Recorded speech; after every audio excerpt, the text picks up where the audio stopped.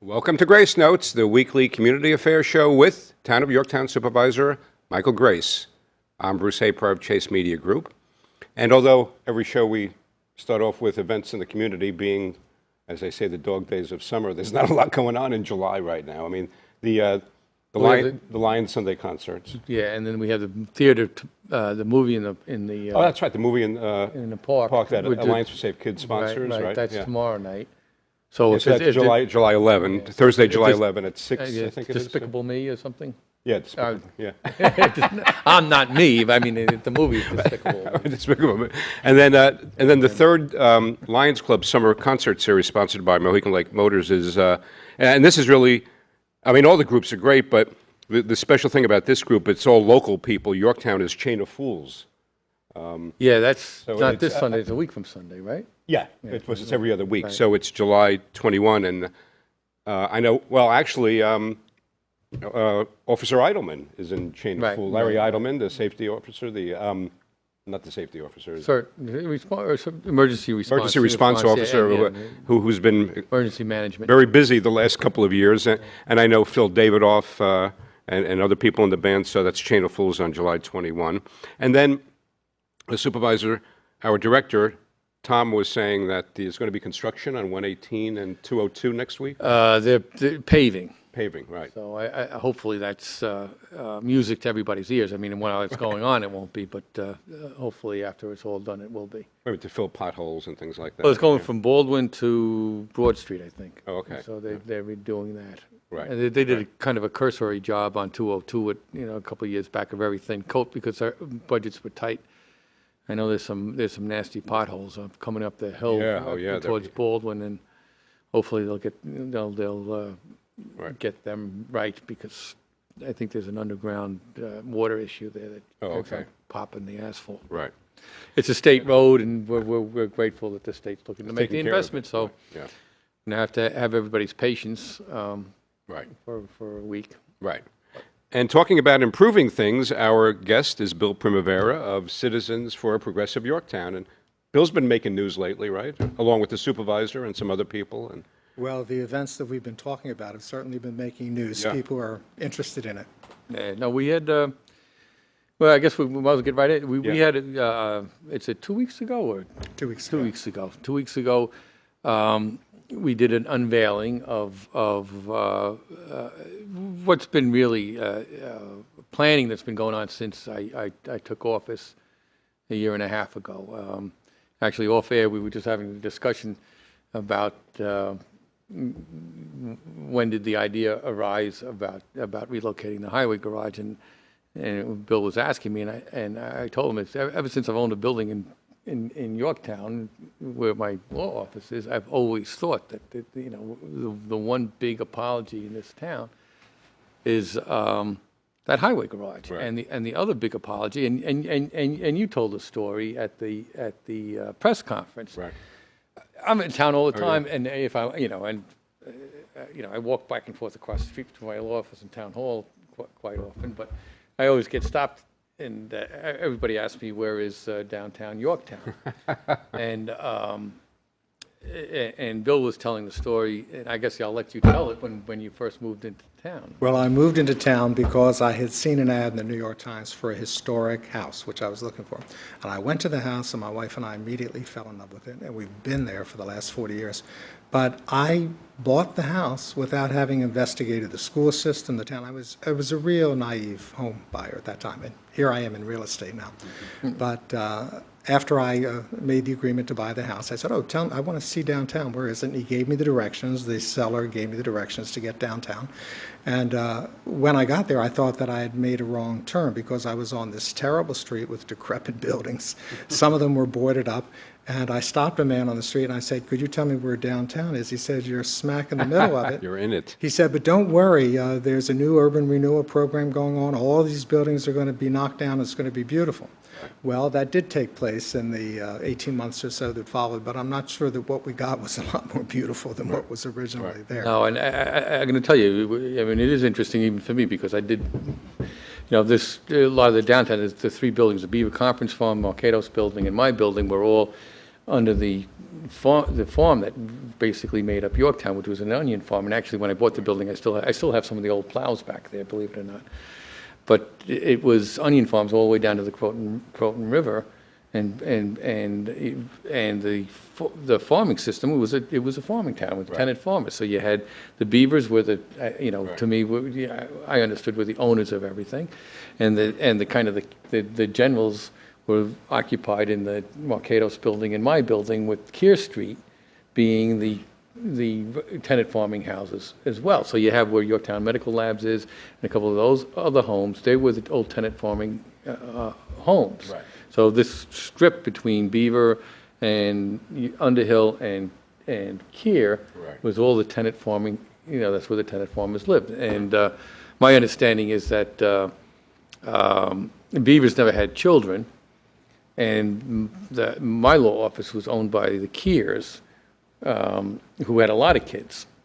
And actually, I bought it still from the original owners of that house. And the Beavers kind of adopted the Keirs as their kids for the most part. So it was a real farming town. You went further on down, you got to the railroad, which I guess was operable until 54. And the real center of town was where the highway garage is. And we know that because we have Patriot Gardens, which is the railroad turnaround is located, and they made a park out of it.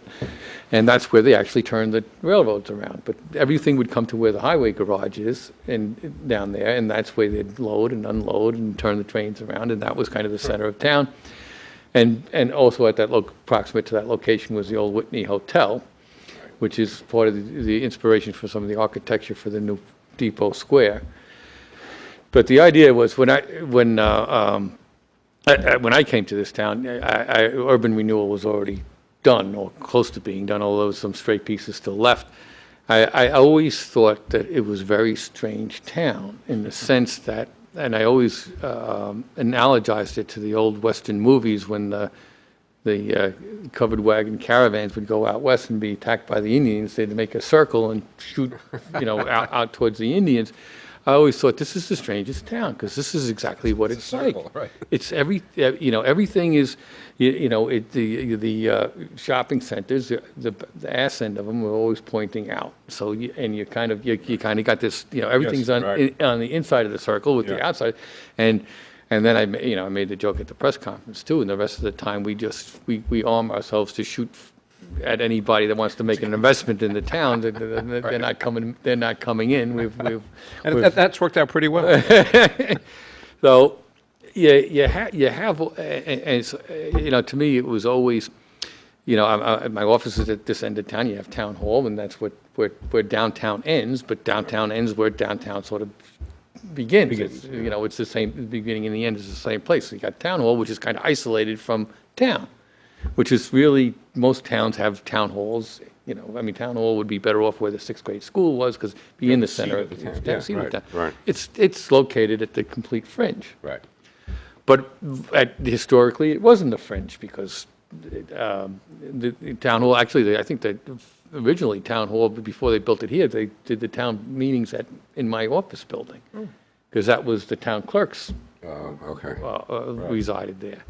So a lot of the records for town hall, town were kept over at what is now the Grace Building.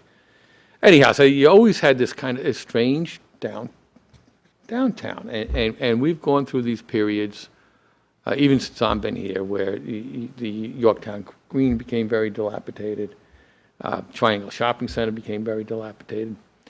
We have to ask the Realty for a decade to get Yorktown Green back up and running, and they've done a great job over there. I think Yorktown Green, the interior of the shopping center with all the trees and everything, is very, is a fine example of really good planning and landscaping.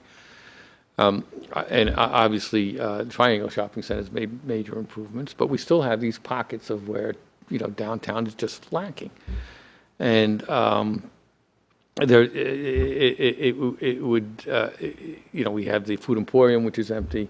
You got Keir Street, which is a very underutilized road.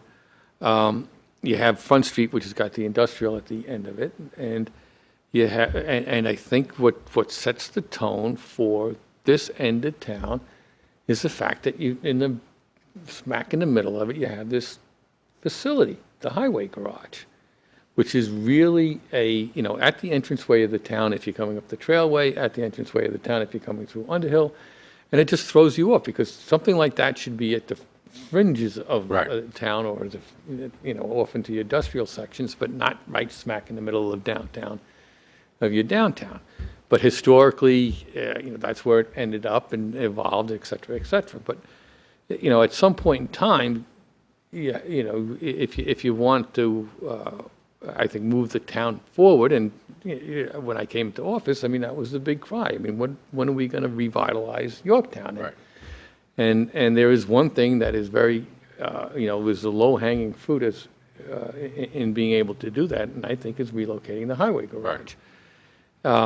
It can be a very valuable piece of property in the sense of where it's located. It can transition, a proper development can transition the commercial downtown into the more industrial downtown, which you have nice office buildings down on Front Street, which nobody would even know about. If you want to, everybody says, well, why do something if you still have empty storefronts? Well, you have empty storefronts because there isn't a sufficient critical mass to draw commercial businesses into downtown. There's no traffic flow. Right. Everybody wants to, why would you come to downtown Yorktown when nobody knows to find downtown Yorktown? So. Well, there's no magnet. Yeah. So the idea here, yeah. So the idea here is that we have a really good opportunity to connect what is Railroad Park to Patriot Park through the highway property and create a development that will attract and create the atmosphere that we all long for. We all, I would say, the Norman Rockwellian downtown type thing, but the Americana kind of downtown, but we don't have it, and we've got 1970s urban renewal. So, to kind of recapture what was there, I think the opportunity is with the highway garage property. So, And what I wanted to bring in Citizens for Progressive Yes, Yorktown I Bill. was Right. That's an advocacy group. Isn't that a fair description? Or I would say that we're a group that promotes and supports responsible and intelligent business growth. We're all business people who make up this group. And we feel that if development is done properly, it can be a great benefit to the town. So we do other things as well. Obviously, we started our association when we felt that Costco could be very important to the town. But then we got involved in other things like historic preservation, which we think is also part of the fabric of the community. But when Michael first mentioned this concept to me, I was amazed. I had always looked at that highway department as a fact of life that was just ugly that we had to live with. I didn't think beyond the fact that this could be moved to another location and we could have a true town center again. So I was very impressed with that, and I asked Michael if we could adopt that as a project that we would communicate. well, I guess Michael's motto in this case it's his way or the highway. Bruce, only you could come up with Anyhow, sorry. but no, but it was great because I brought this up about. I guess about somewhere maybe over a year ago, and the initial move was to do a phase one on the highway. Phase one environmental review and basically phase one gives you a history of the property to make a determination as to whether they're contaminants or non-contaminants. And phase one was the foregone conclusion was going to tell you, based upon a history, you got to do a phase two. A phase two was doing borings into the ground and to see what's there, if contaminants or not contaminants. So I came to the town board a year ago, and they said, okay, you can spend your $1,500 to do the phase one, which was going to tell me what I needed to do a phase two, which I really wanted to just skip the phase one, but you kind of need the phase one for the phase two. So they came to the phase two, and they all said, well, I had a lot of headwind from the town board as to spending that money to do a phase two. And I'm not unfamiliar with that kind of headwind because, having been on the opposite end of the table for years too, watching them operate, when you get that kind of knee-jerk resistance, you're got an uphill battle. Right. How expensive is a phase two? $20,000 maybe. So it's relatively cheap. But I got, well, why are we spending taxpayers' money on that? And I said, well, I mean, one of my big gripes about, the way the town has progressed over the last couple of administrations was they've completely gutted the planning professionals from town staff. We used to have two engineers, we used to have two planners, we used to do some forward thinking, we used to do some forward planning, we would always, look towards the future as to what we can do, not only in terms of development, but in terms of parks and recreation and park development and ball field development. We always we always worked on where we wanted to go, so that when opportunities arose, we could then go or grants were available, we didn't have to go, right, we didn't have to start from scratch to the paper, we already had a file and ready to go. That has was completely gutted. And the whole planning, long-term planning of the town, all those professionals were gutted from town staff. And I think it's a terrible mistake, because if you're not making that investment, you're not making an investment in the future of the town. So anyhow, the bottom line with this is that really needed to kind of elicit, somebody that would be able to step to the plate and take a look at it. And it's been, for my whole tenure here, working with Bill Primavera has been a huge surprise to me, and a pleasant one at that, because it's great. I mean, he was able to, bring in Mike Piccarello, and for the one design. Right. And we were hoping that, we were going to unveil this back in last November, but as things had it, there's other things that were going on. So finally, we with Bill's help, we kind of pushed it to a head.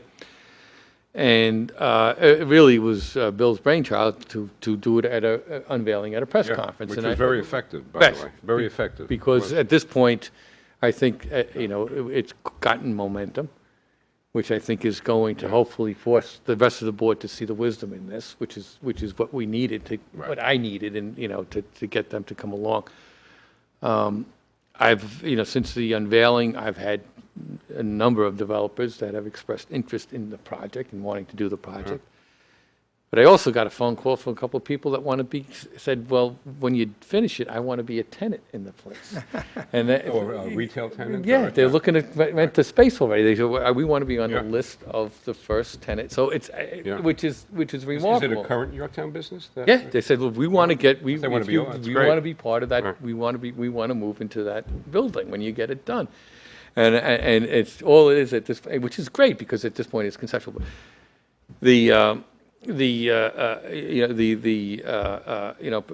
Bill and his group, I think, are very strong allies in getting this thing from concept to paper. Yeah.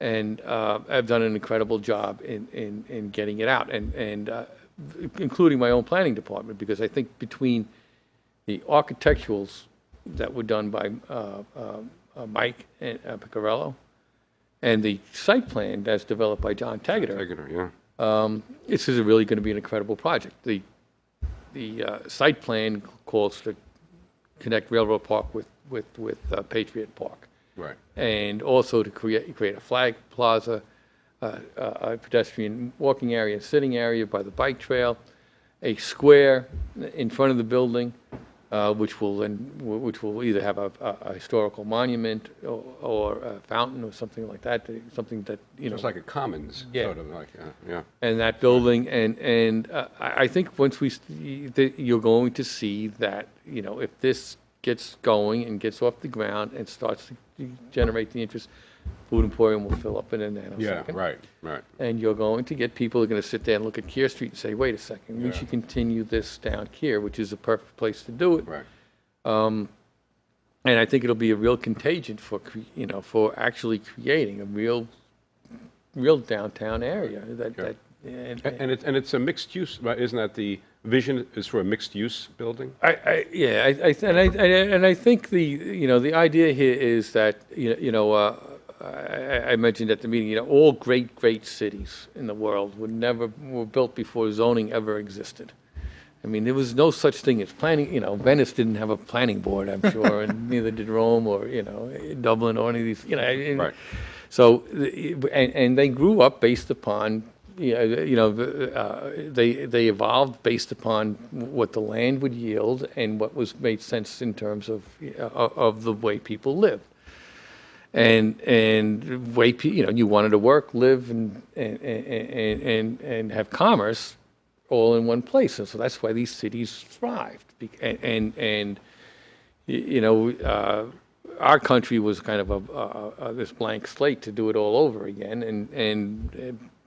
And zoning in this country is only 50 years old at best.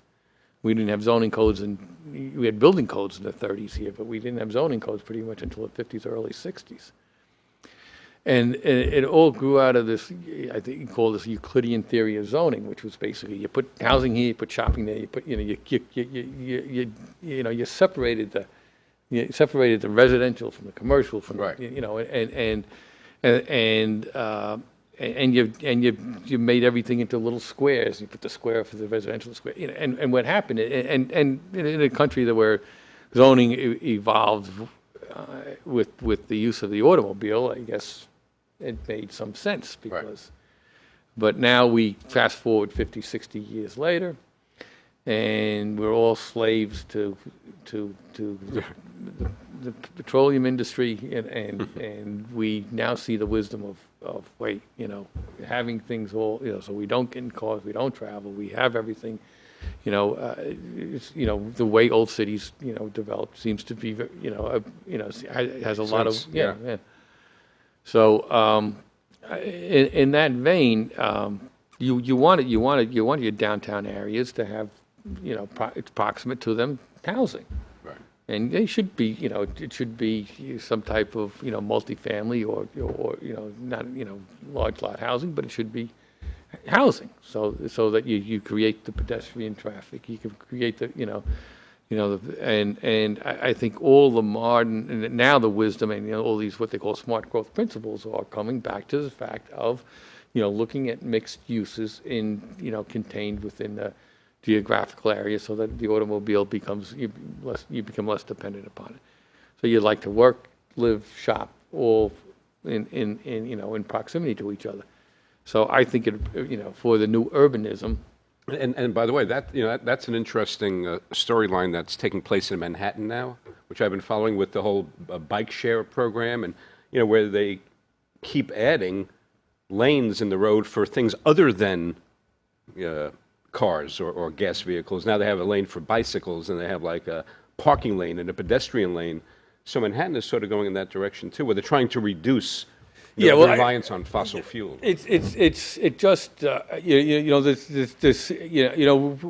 Unfortunately, we did this even to the cities that did, grow up and thrive as, prior to zoning and, evolved as the old great cities of the world did. A good example is Peekskill. Right. Now, Peekskill had, that. Peekskill had, was a Victorian town with, Right. everything close by. And it's very compact.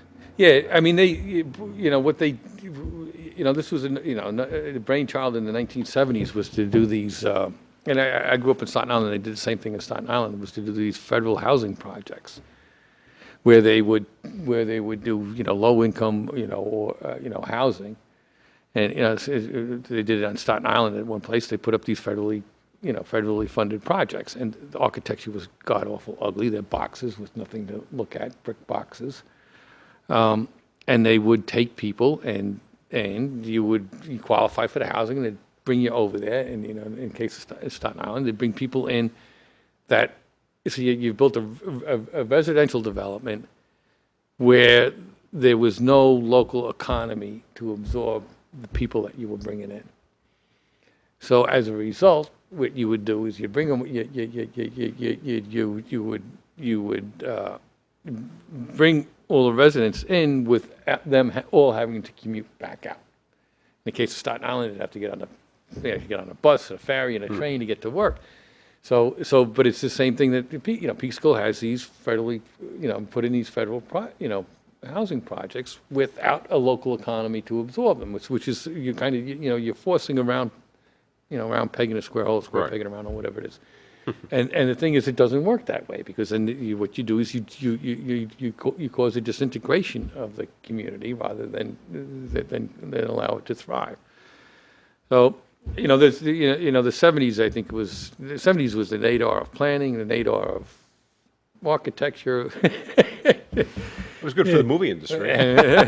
But I mean, is that the same vision, Bill, that you have, that the supervisor's talking about? Well, when I look at this, I think of an arcade I was telling Michael about that's in Providence, Rhode Island, that was built in 1820, that looked very much like that. If you think about it, this looks very much Yes, like it the does. Cabildo in Jackson Square in New Orleans, where it has retail shops on the first floor, colonnaded. It would have offices or residence on the second floor and also on the third floor. And the nice thing is, I think originally this was conceived of a two-story building. But Michael Piccarello decided that he could get 3 stories in the height requirement. So that amount of square footage would be much more appealing to a developer to build, so that it would be profitable. And what is the square footage? Is it? About, Michael, I think you said 2,500 square feet. At 25,000. 25,000 square feet. Floor. No, on 3 floors. I think, yeah. 8,000 square foot footprint. Story. Yeah, right. The parking requirements for this type of mixed-use development would allow it, because we have a commuter lot, so you get shared parking, so you can go to three spaces per 1,000. But it's going to be up to the developer to take a look at it to see You're what's saying like. the current commuter lot, the one over here? Yeah, well, the current commuter lot, again, the history on that, I mean, it's interesting. The current commuter lot, they had extra fill 15, 20 years ago, and that's when they expanded it. They never top coated it. Right. It's always So never gravel, never been done correctly. Right. So it was kind of a patchwork kind of situation. The thing is that between the commuter lot next to Town Hall and Railroad Park and this property, there are pieces of publicly owned land. New York State DOT owns a lot of it. We own some of it, which is Richard Place. So there's all areas to create community parking, which will allow you to have more building, which is really what you want, because you want people to get out of the hope is that if you build something like this, what's going to happen is that Kear Street's also going to pop, and the other buildings that are older and more historical, which have since seen some renovation, which don't have parking, are also going to start to be occupied. And what you're going to do is you're going to have a central parking where you're going to get out, and you'll be able to walk, from basically Town Hall parking lot, all around Kear Street, all around, would be Depot Plaza. And that's what you want, the pedestrian traffic. You're going to have, John Tegeter's site plan has a flag square there, Right. and sitting areas, and this is what you want to encourage, and I think you will do fine, especially for shops and restaurants and small retail, boutique kind of retail. You couldn't ask for anything nicer and better. And it's also, we should remind people on the North County Trailways right there. Yeah. Right. And as far as parking, there'll be plenty of places to find it where it's much more discreet and doesn't take away from the. So to me, it's it's a no-brainer in terms of what we should do in the downtown. Furthermore, it's actually is a financial plus to the town, because the value of the property with a pre-approved site plan is going to be worth much more than it's going to cost us to relocate the highway garage to property that's already owned by the town. So I could build a whole new highway facility, state-of-the-art highway facility, for less money than the town will get for the property as pre-planned. And so you'll not only get a new highway garage, you'll get some cash, you'll get the highway garage out of the middle of the downtown, and you'll get the rateable that the property should be giving us. Right. So win-win-win. Yeah, right. Yeah, you really can't lose. And the thing is not to go down and we go back to there's some of the skeptics are talking about the environmental issues. Phase 2, you might find some crap underneath the highway department, but the bottom line is the sites that you really have to worry about in terms of being cleanup sites are those sites that are manufacturing sites that have, as part of the manufacturing process, you have a constant discharge. So you'll have, you have pipes that will take out waste or bring in whatever it is that you're using in the manufacturing process. And, that may be underground and that leak over time, and then you have these toxic plumes underneath. For something along the lines of a highway garage where you don't have this ongoing manufacturing process, you may have, you've got gas and oil and those types of things that kind of make their way in there, but those things are minor. That's a kind of a minor issue. As I explained, we have a lot of environmentalists out there, and I don't see, why you would why would you, the criticism should be that I should turn a blind eye to what may be something that needs to be cleaned up. Like, don't go there, don't look at it because we don't want to know about it. But that's not, that to me is not responsible. Realistic, yeah. And we talk about environmental morality. We should clean the site up if it's dirty. It should be transparent, yeah. Yeah. But And Bill, what is the role of the citizens for Progressive Yorktown going forward, like with this project? How do you see your role? Primarily to communicate what happens, what Michael manages to To affect. the public? Exactly. Right. And to support it. And then, once it's up, hopefully to encourage retailers and consumers to utilize it well. Right. And is Depot Square the official name? Yes. And When there's Michael the first, historical, when we first started talking about the project, I said, well, what's the name of it? He said, well, we don't have a name. So I went to the museum and talked to the ladies there, and I looked in some books and found that it already had a name. It was called Depot Square in the 18th and 19th centuries. And when I saw that print of the old Whitney House and saw the Victorian architecture of it, I thought, wow. And this was not on that site, but right next to that site. So it's. And then you brought that to Michael Piccarello, the architect? Yes, and asked him if he could conceive of a building like this based on the architecture. And apparently he did. He did a very good job of conceiving. But the name Depot Square had been there and just forgotten for 100 years. Right.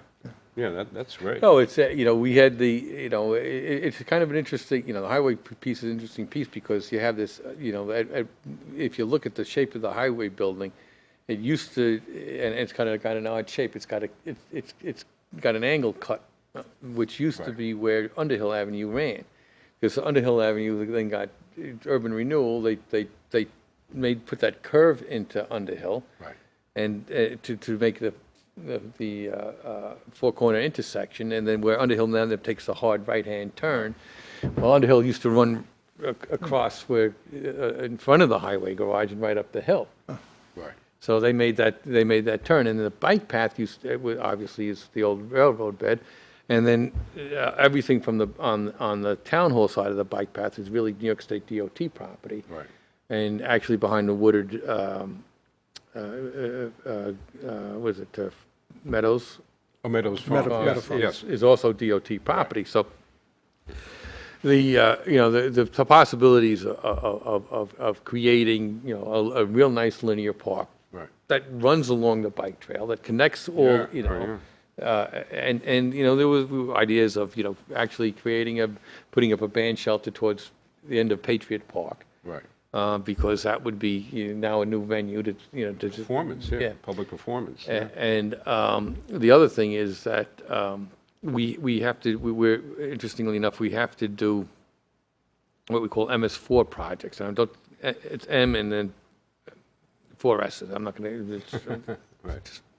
live with the acronym, but it's basically stormwater management.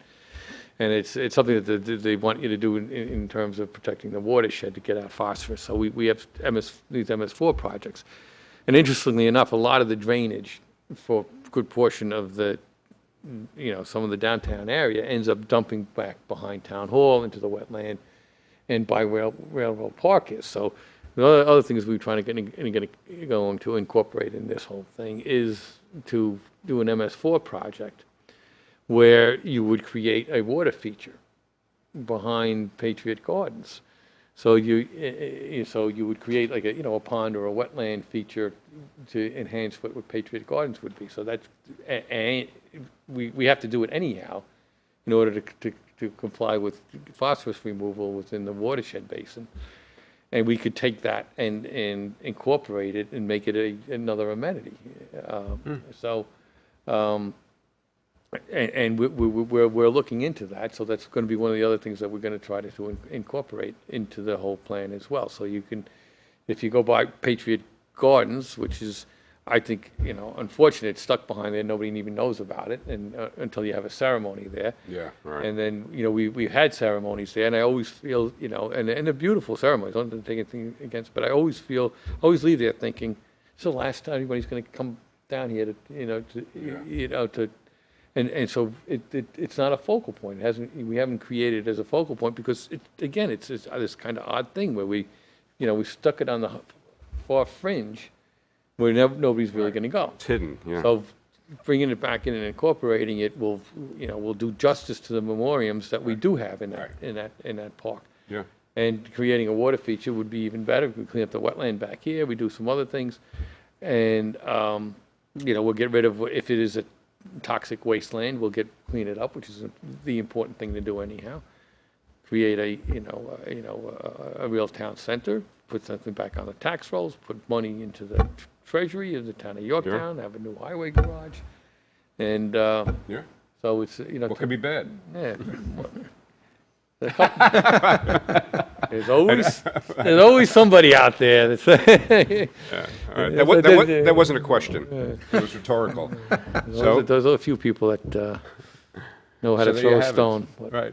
But I really have to thank Bill because Yeah, no, you did a great job, Yeah, Bill. and the other thing we're looking at, and the other thing that was unveiled then. I mean, the other thing that I really specifically called Bill in for was to do something about the signage in town, and the idea here was that to create real entryway signs into the town.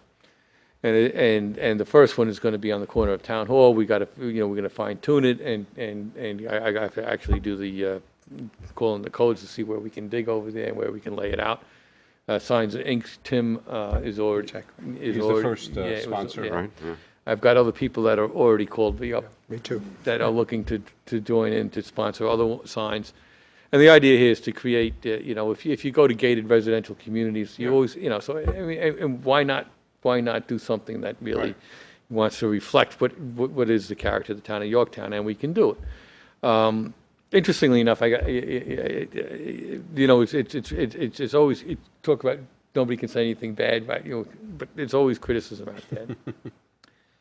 And it's always, but when you sometimes you hear the criticism, you think, oh, good, we're doing this thing right, because the one of the criticisms I got somebody to sit down and say, well, a real sweet lady from up in Shrub Oak and Mohegan Lake area, and she came to my office and she said, I like it, but I live up in Shrub Oak, and why am I going to spend my tax dollars to constantly beautify downtown Yorktown when I'm all the way up in Shrub Oak, and what difference is Mohegan Lake?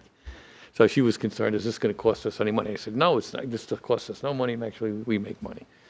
But she says, well, what are we going to do about, Mohegan Lake?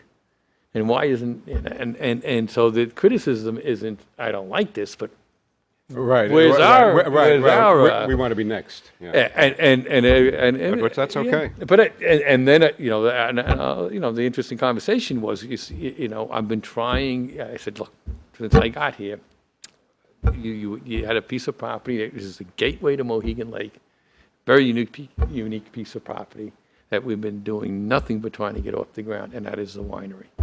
Right. And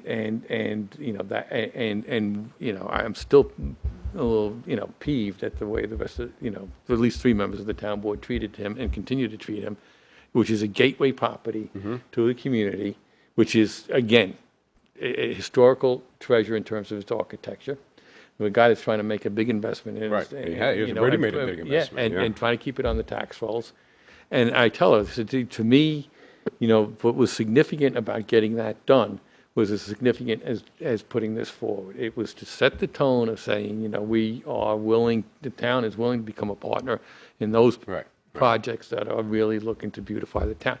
And there are opportunities up there. Across the street is the old Schifatelli property, which is the old, you probably know better historically, The mansion that Yeah. was owned by the woman who built the Stone Church. Stone Church. right? I And there's forget a the big family piece of name. property there, and believe it or not, because it's the same type of thing. And I'll get you started on this one. So this is another one. I'll do it right here on the edge. There's another project for you.